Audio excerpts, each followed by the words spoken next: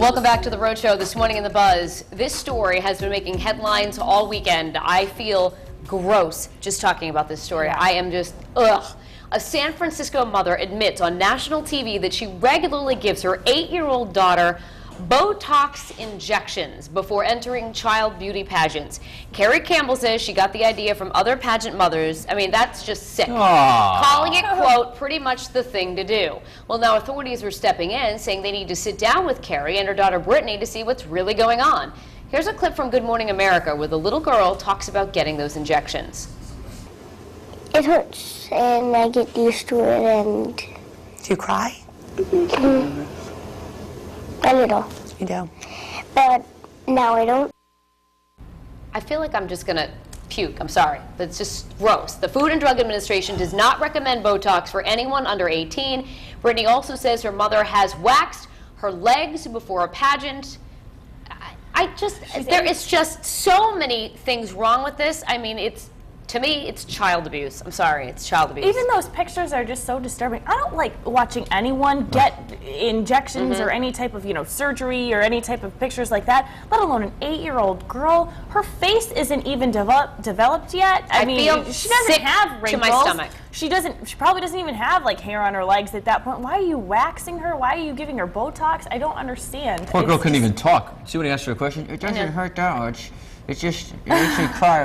That mother honestly should have handcuffs on her. I think it's just absolutely sick. You know what amazes me, honestly, and I see it a lot. Yeah. That people like that woman, are not only dumb enough to do something like that to their child, but then dumb enough to go on TV and brag talk about it. Yeah. And then sit next to their child, and the girl's answering the questions, and you can see she's looking at her like, you better not say what I've told you everything you should say. She coaches her on what to say. Yeah. It is so disturbing on so many levels that, in any way, and I see a lot of it too, and on a way different level with kids and their parents in sports, the competitive sports now. Like the pressures, trying to conform them into something that you weren't or you couldn't do or something.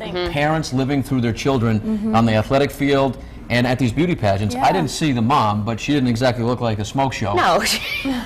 She was pretty banged up. She was not a smoke show, Patrick. Okay, so she's trying to, live these pageants like she wanted to do through her daughter. I know. And you know what? I've been involved in pageants. I mean, not like years and years worth, but in Vermont, I was involved in the system, helping other girls. I competed. Yes, I came in second runner-up. 4'11", came in second runner. Whatever. There was only 8 girls in the contest. It wasn't that big of a deal. But anyway. You know what they say about second place? What?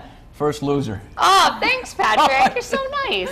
He's just taking jabs at everyone. So, but seriously, you're number one in my But eyes. to hear about something like that, I mean, to see things like Jean-Benet Ramsey with the dolled up face, and it's just these poor. I feel so bad for those little girls because at 8 years old, you should be running around, not thinking about makeup and waxing and Botox. But it's not her thinking of that. There's no way that an 8-year-old girl. Hey, Mom, I need my Botox. Yeah, but the mother's making her think about it, and then making her think, oh, you need to do these things to be successful. Right, and further on into that interview, the woman who's conducting the interview asked the little girl, "Why are you getting these?" She's like, "I don't know," and the mom's like, "Yes, you do for your wrinkles," like telling her the answer. Did you hear? She's like, "Oh yeah, wrinkles." I'm like, "You're 8. What wrinkles?" Did you hear how disturbed the interviewer sounded? Like she sounded like she was going to cry. She's like, "I can't believe I'm here actually asking these questions to these two Right. people right now." It's sad, but there's a lot of stuff that goes on. Imagine all the stuff that goes on that we don't know about, that people aren't interviewed on national TV. I know. Parents and their kids, and it's tough to subject your children to that.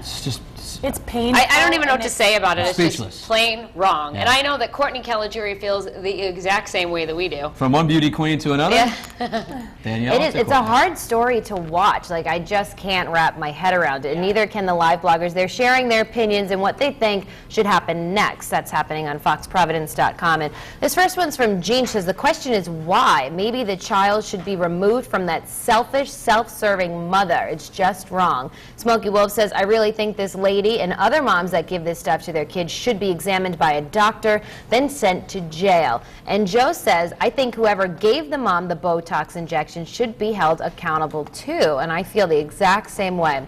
Here is our poll right underneath the live blog. What should happen now? A, the child should be removed. B, the family should be looked at. Or C, nothing. It's a private family issue. And we've posted the longer version of this story if you're just hearing it for the first time and want to read up on what we're buzzing about. Lots of comments on our Facebook page. Brianna Lewis says, I feel she should be removed. This is endangerment to a child's health. What happens if she gives her too much and she dies?